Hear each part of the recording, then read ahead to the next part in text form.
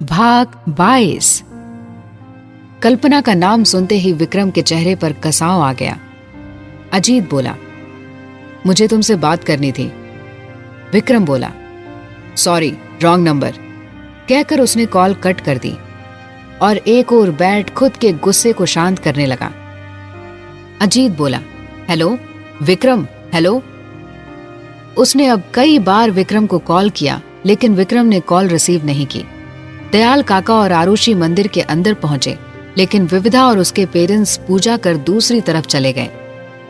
विविधा का मन दयाल काका और आरुषि के पास रुकने का तो था, लेकिन वह उस विक्रम से एक बार फिर से उलझना नहीं चाहती थी। विक्रम कुछ देर बाद खुद को शांत कर मंदिर के अंदर पहुंच गया। उसके जाते ही ललिता बुआ और मेघा अच्छे से बंद संवर कर मंदिर के बाहर पहुंची। मेघा बोली, ओफो मम्मी, इतनी सुबह सुबह भला मंदिर कौन आता है? ललिता बुआ बोली, वो क्या है ना महारानी साहिबा कि आपका दिन तो दोपहर 12 बजे शुरू होता है, लेकिन हम जैसे आम लोगों की 6 से 7 बजे से शुरू हो जाती है। आलसी कुड़िए, अगर तू ऐसी ही आलसी बनी रही तो तेरी शादी तो मुझे किसी रिक्शे वाले से करनी पड़ेगी, क्योंकि ना तो तेरे अंदर कोई खूबी है और ना ही तू अब तक किसी पैसे वाले लड़के को जाल में फंसा सकी है। मेघा बोली, रहने दो मम्मी, मैंने उठाया है नींद से आपको, वो भी तब जब मामा जी का फोन आया था कि हम तैयार हुए या नहीं। ललिता बुआ बोली, हाँ तो क्या हो गया, ये सब छोड़, ब्रिजेश हमारा इंतजार कर रहा होगा, तो तू जल्दी चल। दोनों अभी एक ही सीढ़ी चढ़ी थी कि पास ही के ठेले पर बनती गरम गरम जलेबियों की खुशबू से दोनों के कदम ठहर गए। मेघा मुंह में आते पानी को बाहर निकालने से रोकने की कोशिश करते हुए बोली, मम्मी बहुत भूख लग रही है, जागने के बाद तैयार होकर भागकर यहाँ आना पड़ा, थोड़ा खा लेते हैं ना।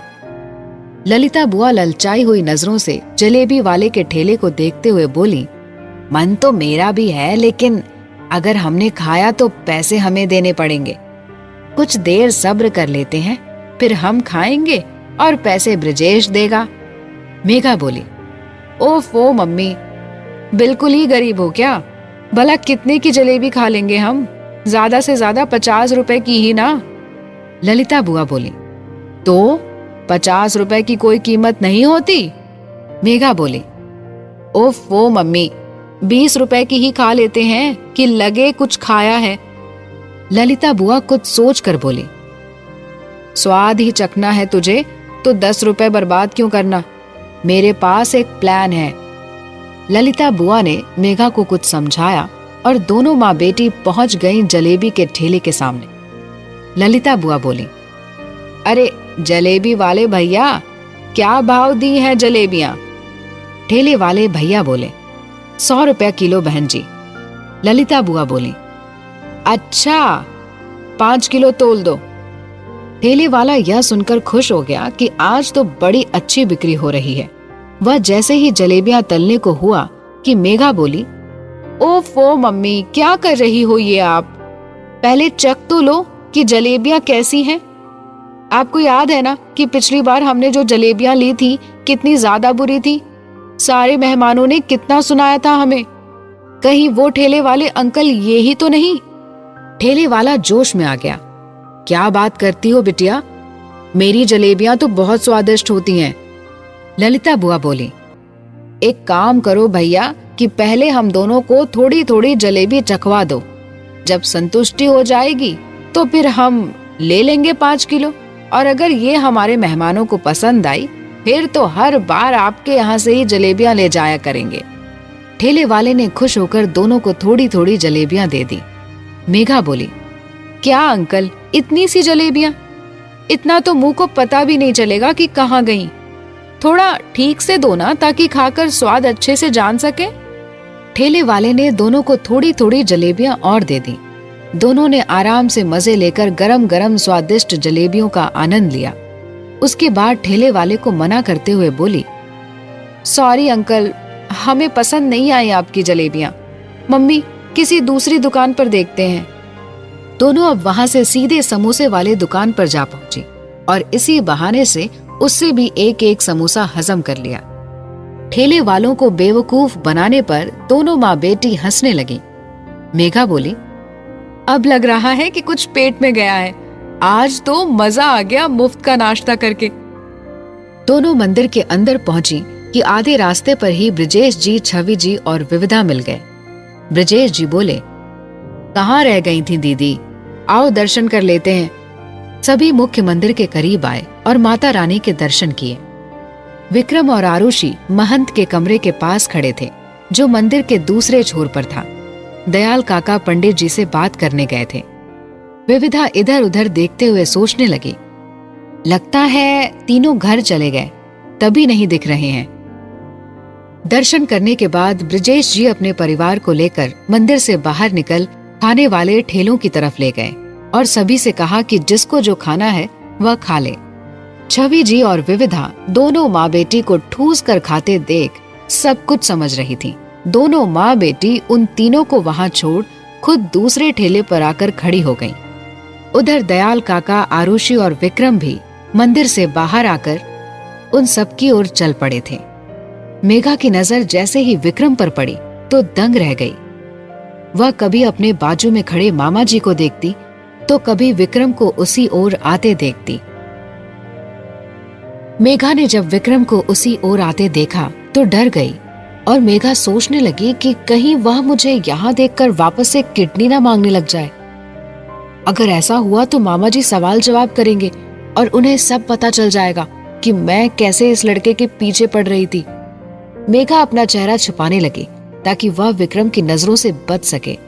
उसने बगल में खड़ी पानी पूरी खाती ललिता बुआ का ध्यान इशारे से अपनी ओर खींचना चाहा ताकि वह उसकी मदद कर सके, लेकिन ललिता बुआ का पूरा ध्यान मुफ्त की पानी पूरी खाने पर ही था।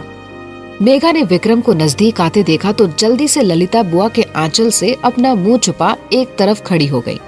आरुषि से बातें करता हुआ विक्रम उस ओर ध्यान दिए बिना ही सीधे निकल गया। उनके पीछे आते काका ने जब ब्रजेश जी को वहां खड़ा पाया तो अपना मुंह छुपाते हुए दूसरी तरफ चले गए ताकि उनका उनसे आमना सामना ना हो जाए। कुछ कदम आगे चलकर विक्रम ने पीछे मुड़कर काका की ओर देखा तो उन्हें गायब देखकर चौंक गया कि अभी ये कहाँ निकल गए। उसने इधर उधर देखा पर काका कहीं नहीं दिखाई दिए। उसने अपनी पॉकेट से फोन निकाल काका को कॉल किया। काका जो पूजा की सामग्री की एक स्टॉल के पीछे खड़े थे, उन्होंने कॉल रिसीव की। हाँ बोलो, विक्रम बोला। कहाँ रह गए आप? काका बोले, मेरे पेट में कुछ गड़बड़ है तो बस वही ठीक करके अभी आता हूँ। विक्रम बोला, कमाल है, बिना कुछ खाए पिए ही आपके पेट में गड़बड़ हो गई। काका बोले, अब इसमें भला मैं क्या कर सकता हूँ, मैंने थोड़े ही इनविटेशन दिया था इस गड़बड़ को कि आओ मोहतरमा मेरे पेट में विराजमान हो, खलबली मचा दो। विक्रम बोला, अच्छा ठीक है, जल्दी आइए आप। काका बोले, ठीक है। विक्रम ने फोन रख दिया कि तभी आरुषि ने उसका ध्यान अपनी ओर खींच लिया। भाई बहुत भूख लग रही है, चलो ना कुछ खाते हैं। विक्रम को वहां बड़ा अजीब लग रहा था क्योंकि वह पहली बार ऐसे सड़क किनारे खाने के लिए खड़ा हुआ था, वरना आज तक तो वो रेस्टोरेंट, होटल्स वगैरह में ही बैठकर खाना खाता रहा था। उसने सोचा था कि काका साथ होंगे तो उसे थोड़ी हेल्प मिल जाएगी उनसे और उसे इतना ज्यादा अजीब नहीं लगेगा, पर यहाँ तो काका ही गायब हो गए थे और उसे इस जगह अकेला छोड़ दिया था। ऊपर से अगर उसके किसी एम्प्लॉय ने उसे यहाँ सड़क पर खाते हुए ऐसे देख लिया तो उसकी तो रेपुटेशन ही खत्म हो जाएगी। आरुषि ने एक बार फिर उसे पुकारा, भाई चलो ना कुछ खाते हैं। विक्रम अब खुद को सहज दिखाने की कोशिश करते हुए बोला, अच्छा बताओ क्या खाओगी? आरुषि इधर उधर देखने लगी। इतने सारे फूड स्टॉल्स को देखकर वह कंफ्यूज हो गई कि क्या खाए और क्या ना खाए। वह विक्रम का हाथ पकड़ उसके साथ आगे बढ़ चली। यहाँ तो बहुत कुछ है, आप जो खाओगे वही मैं भी खा लूंगी। विक्रम सोचने लगा कि कैसे अपनी असहजता आरुषि से कहे। आरुषि सोचने लगी कि भाई कब से उसे इधर से उधर घुमा रहे हैं, कुछ खिलाएंगे भी या नहीं, पता नहीं काका भी कहाँ चले गए हैं। आरुषि यह सोच ही रही थी कि उसकी नजर कुछ दूर माँ के साथ पाव भाजी वाले स्टॉल पर खड़ी विविधा पर गई तो वो खुश हो गई। विविधा ने भी उसे देख लिया था। उसने आरुषि को अपनी तरफ आने का इशारा किया। आरुषि बोली, भाई उधर सामने चलो ना, मैम बुला रही हैं। विक्रम ने विविधा की ओर देखा और बोला, नहीं, हम वहां नहीं जाएंगे। आरुषि बोली, प्लीज भाई, मुझे भूख लग रही है, आप तो कुछ खिला ही नहीं रहे, मैं उनके साथ खा लूंगी। विक्रम उसे मना करने लगा। दूर खड़ी विविधा को उसकी इस हरकत पर गुस्सा आ रहा था। उसने कुछ सोचा और छवि जी से विक्रम की तरफ इशारा कर बोली, देखो ना माँ, लगता है विक्रम ने मुझे माफ नहीं किया, तभी यहाँ नहीं आ रहा है। छवि जी ने पीछे मुड़कर देखा और विक्रम को आने का इशारा किया। ना चाहते हुए भी विक्रम को वहां जाना पड़ा, क्योंकि उनके सामने तो उसने मासूम बनने का नाटक किया था ना। विक्रम मजबूर सा आरुषि को लेकर वहां पर आ गया। विविधा को उस पर हंसी आ रही थी। वह सोचने लगी, और करो मासूम बनने का नाटक। छवि जी आरुषि से बातें करने लगी। उन्हें वह बहुत ही प्यारी बच्ची लगी। विविधा स्टॉल वाले से बोली, भैया इनके लिए भी एक प्लेट पाव भाजी दो, और हाँ, तीखी भाजी देना, क्योंकि इन्हें तीखा बहुत पसंद है। विक्रम गुस्से से उसे घूरने लगा, क्योंकि एक तो पाव भाजी की खुशबू से उसके मुंह में पानी आ रहा था, ऊपर से ये लड़की उसके जले पर नमक नहीं, सीधे मिर्च का तड़का मार रही थी। विविधा अपनी हंसी छुपा दूसरी ओर देखने लगी। स्टॉल वाला भैया विक्रम से बोला, कितनी तीखी बनाओ भाजी? विक्रम ने स्टॉल वाले को घूरा तो वो चुप हो गया।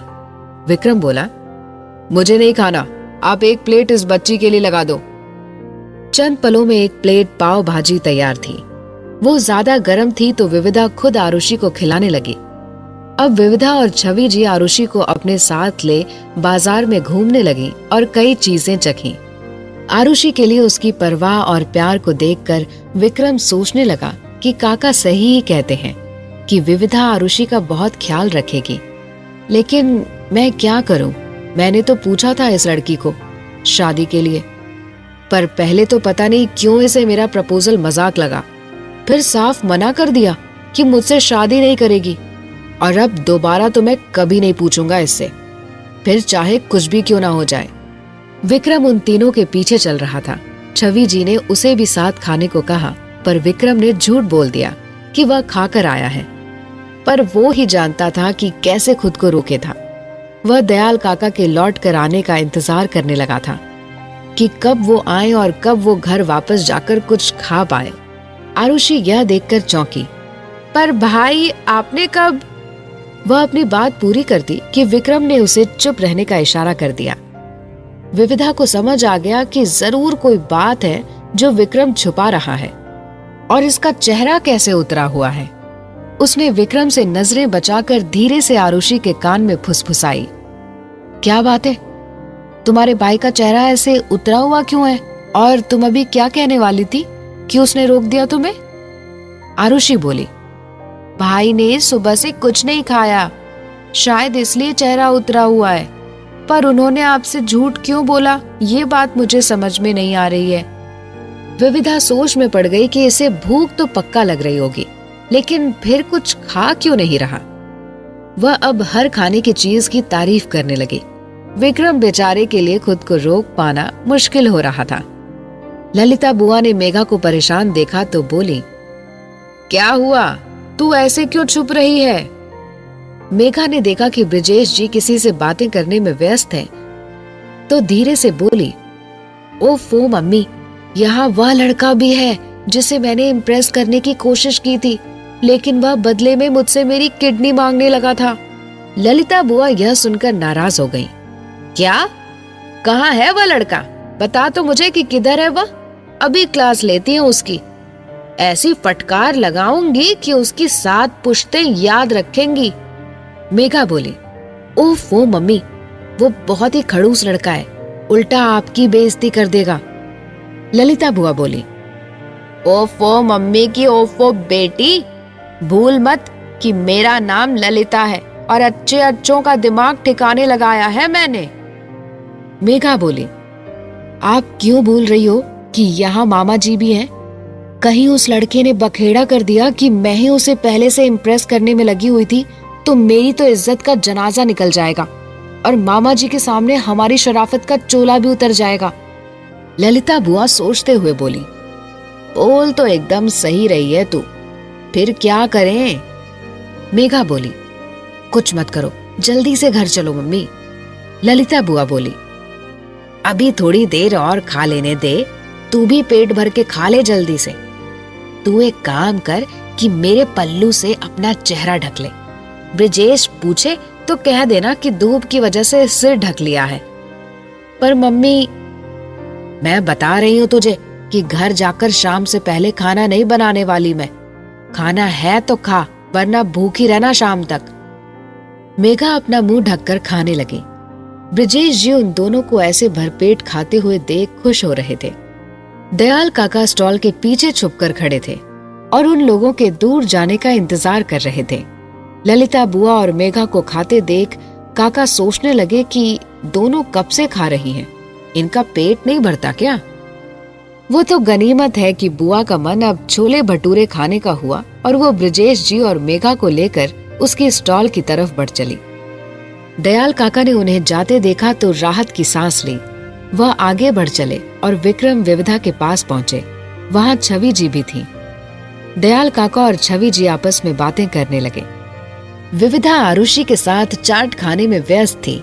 यह देखकर विक्रम ने राहत की सांस ली कि फाइनली वह वापस अपनी गाड़ी में जा सकता है। उसने आरुषि को बताया कि वह अपनी गाड़ी में बैठा है। वह और काका जल्दी से कुछ खा पीकर वापस आ जाएं। विक्रम वहां से निकल अपनी गाड़ी के पास जाकर खड़ा हुआ ही था कि उसने गाड़ी के साइड मिरर पर धूल लगी देखी तो गाड़ी से कपड़ा निकालकर उसे पोंछते हुए बड़बड़ाने लगा। सुबह ही तो ड्राइवर ने साफ की थी, लेकिन यहाँ धूल भी तो कितनी है। विक्रम को गाड़ी साफ करते ललिता बुआ ने दूर से ही देख लिया था। वह सोचने लगी कि ये ड्राइवर यहाँ है तो इसका मालिक भी यही होगा। उससे तो आज मिलकर ही रहूंगी, जरा चलकर बात तो करूं। तभी मेघा ने कुछ दूर मौजूद हक्का नूडल्स वाले की स्टॉल की तरफ इशारा किया और ललिता बुआ को जबरदस्ती अपने साथ ले गई। बुआ ने सोचा कि पहले खा ही लेती हूँ, फिर मिल लूंगी उस ड्राइवर से। विक्रम गाड़ी में अपनी ड्राइविंग सीट पर पेट पकड़कर बैठ गया। पता नहीं काका और आरुषि कब तक आएंगे।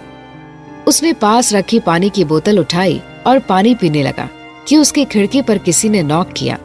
विक्रम ने उस ओर देखा तो सामने विविधा हाथ में अच्छी तरह से पैक की हुई प्लेट के साथ मुस्कुराते हुए खड़ी थी। विक्रम ने विविधा की ओर देखा तो उसने उसे दरवाजा खोलने का इशारा किया। विक्रम ने एक पल को उसे घूरा, फिर अपनी साइड का दरवाजा खोला और बेरुखी से बोला, क्या है? विविधा बोली, यही तो मैं तुमसे पूछ रही हूँ कि यह सब क्या है? जब भूख लगी है तो कुछ खाते क्यों नहीं? विक्रम बोला, किसने कहा कि मुझे भूख लगी है? गलतफहमी है तुम्हारी। विविधा बोली, अच्छा, मैंने तो सुना था कि तुमने सुबह से कुछ नहीं खाया। क्या तुम इंसान नहीं हो जो तुम्हें भूख नहीं लगती, या फिर खाने में अपनी अकड़ी खा लेते हो? विक्रम चिड़चिड़ाहट से बोला, तुमने खा लिया ना पेट भरकर खाना? विविधा बोली, हाँ। विक्रम बोला, तो फिर मेरा दिमाग क्यों खा रही हो? जाओ यहां से। विविधा यह सुन हंसने लगी, तुम तो चिड़चिड़े हो रहे हो, और यह तो तभी होता है जब इंसान भूखा होता है। अब ज्यादा मुंह फुलाने की जरूरत नहीं है, चुपचाप खाना खा लो। तुम्हारे लिए छोले भटूरे लाई हूं, सच्ची बड़े टेस्टी हैं। कहते हुए विविधा ने प्लेट विक्रम की तरफ बढ़ा दी, लेकिन उसने हाथ नहीं आगे बढ़ाया। विविधा ने विक्रम का मूड ठीक करने की कोशिश की। अगर मैं गलत नहीं हूं तो तुम्हें ऐसे सड़क पर खाना बहुत अजीब लग रहा होगा, क्योंकि तुम्हें देखकर लगता ही नहीं है कि तुमने सड़क पर खड़े होकर आज से पहले कुछ खाया भी होगा। और फिर सही बात भी है, इतना बड़ा बिजनेसमैन अच्छा थोड़ा ही लगेगा ऐसे सरे राह कुछ खाते हुए। पर भूख लगना भी तो स्वाभाविक है ना, इसलिए मैं तुम्हारे लिए एक नहीं बल्कि 2 प्लेट छोले भटूरे एक साथ ही पैक करवा कर लाई हूँ, और साथ में चटपटा अचार भी। खाकर तो देखो जरा विक्रम बाबू, अपनी अकड़ भूल उंगलियां चाटने न लग जाओ तो कहना। विक्रम ललचाई नजरों से प्लेट की ओर देखने लगा। 2 प्लेट क्यों लाई? मुझे क्या भुक्कड़ समझ रखा है अपनी तरह? विविधा बोली, बिल्कुल नहीं महिषासुर महोदय, पर जितनी तुम्हें भूख लगी है उसके हिसाब से तो 2 प्लेट ही चलेगा। विक्रम से अब और नहीं रहा गया। उसने जल्दी से विविधा के हाथ से प्लेट ले ली और उसकी खुशबू सूंघते हुए बोला, तो सीधे सीधे बोलो ना कि खाना मेरे लिए लाई हो। वैसे तो तुम सब कुछ बड़ी जल्दी समझ जाती हो और आज इतनी लेट समझी। पता भी है कुछ, मैं कब से इंतजार कर रहा था तुम्हारा कि कुछ इंतजाम करेगी मेरे खाने का। विविधा चौंकी। क्या मतलब तुम्हें पता था कि मैं तुम्हारे लिए खाना लेकर आऊंगी? विक्रम बोला, हाँ, जब तुम्हें मेरा पता है तो क्या मुझे तुम्हारा नहीं पता होगा? विविधा मुस्कुरा दी। हाँ, ये बात भी है, तुम सीधे सीधे भी तो बोल सकते थे ना? विक्रम बोला, नहीं, क्योंकि मैं ऐसा ही हूं।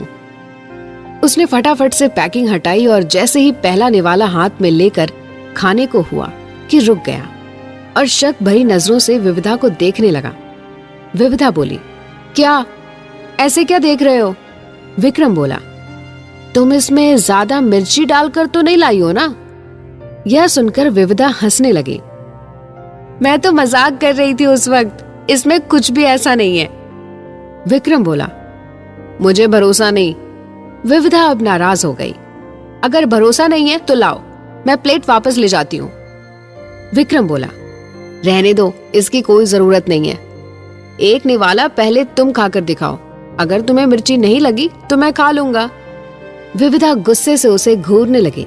विक्रम कुछ समझ पाता कि विविधा ने विक्रम का हाथ पकड़ अपनी तरफ कर उसमें पकड़ा हुआ निवाला खुद खा लिया। विक्रम हैरान सा उसे देखता रह गया। वह मेरा था। विविधा बोली, तो क्या करूं? तुम्हें सबूत भी तो देना था ना। और ज्यादा चिल्लाने की जरूरत नहीं है, सिर्फ एक ही निवाला खाया है, पूरी प्लेट तो तुम्हारी है। विक्रम अब अपना खाना खाने लगा। विविधा बड़े प्यार से उसे देख रही थी। विक्रम को विविधा की नजरें खुद पर महसूस हो रही थी। वह सोचने लगा, अब ये ऐसे क्यों देख रही है, अच्छे से खा भी नहीं पा रहा। विक्रम ने विविधा की ओर देखा। अब मेरा मुंह ही देखती रहोगी या जाकर एक बोतल पानी भी लाओगी? विविधा बोली, तुम्हारे पास है तो सही बोतल। विक्रम ने उसे खाली पानी की बोतल दिखाई। अब क्या हवा पीऊंगा? विविधा पैर पटकते हुए वहां से चली गई। विक्रम ने अपने साइड में रखी हुई पानी की एक नई बोतल को देखा और विविधा को बड़बड़ाते हुए जाते देख मुस्कुरा दिया। अच्छा हुआ चली गई, अब आराम से खाऊंगा। विक्रम अब जल्दी से खाना खाने लगा। छोले भटूरे वाकई टेस्टी थे। वह खाने में इतना मगन हो गया कि अपनी उंगलियां चाटने लगा। इतने में वहां विविधा आ गई। उसने जब विक्रम को उंगलियां चाटते देखा तो हंसने लगी। मैंने कहा था ना कि उंगलियां चाटते रह जाओगे। विक्रम रंगे हाथ पकड़े जाने पर झेप गया। विविधा ने देखा कि विक्रम अपना खाना खत्म कर चुका है। बड़ी जल्दी खाना खत्म किया तुमने? विक्रम बोला, तो खाने के लिए ही तो लाई थी ना, खत्म तो होगा ही। उसने अपने हाथ साफ किए और पानी पीने लगा। दूर खड़े काका और छवि जी की नजर उन पर पड़ी तो उन्हें देखने लगे। काका बोले, दोनों एक साथ कितने अच्छे लगते हैं ना बहन जी। छवि जी मुस्कुराते हुए दोनों को देखने लगी। हाँ, सही कह रहे हैं। विविधा ने विक्रम की खाली प्लेट ली और उसे वापस दुकान वाले को देने वहां से जाने को हुई कि विक्रम गाड़ी से बाहर निकला। सुनो, विविधा रुककर उसे देखने लगी। विक्रम उसके पास आया। थैंक्स, मुझे सच में बहुत तेज भूख लगी थी। विविधा बोली, इट्स ओके। दोनों एक दूसरे को देख मुस्कुरा दिए। कुछ वक्त वो इधर उधर देखते रहे और इंतजार करने लगे कि सामने वाला कुछ बोले, पर किसी ने कुछ नहीं बोला। दूर आ खड़ी हुई फोन पर अपनी दोस्त से बात करती मेघा की नजर उन पर पड़ी तो वह दंग रह गई। उसने विक्रम को मुस्कुराते देखा और भी ज्यादा हैरान थी। मुझे तो इस लड़के ने आज तक एक भी बात ढंग से नहीं की है और इस लड़की के साथ कितना मुस्कुरा रहा है। कहीं विविधा इसे अपनी किडनी देने के लिए राजी तो नहीं हो गई, या फिर इस लड़के ने मुझे बेवकूफ बनाया। मम्मी तो कह रही थी कि विविधा को किसी ड्राइवर के साथ देखा था, लेकिन यह तो पैसे वाला है। इसका मतलब यह लड़की अपनी मासूम शक्ल का फायदा उठाकर दो दो लड़कों के साथ अफेयर चला रही है। यह तो बड़ी चालू निकली। इतने पैसे वाले को अपने झांसे में फंसा लिया। नहीं, मैं ऐसा नहीं होने दूंगी। जो मुझे नहीं मिला वह इसे भी नहीं मिलेगा। वह गुस्से में वहां से चली गई। दयाल काका और आरुषि को विक्रम ने चलने का इशारा किया।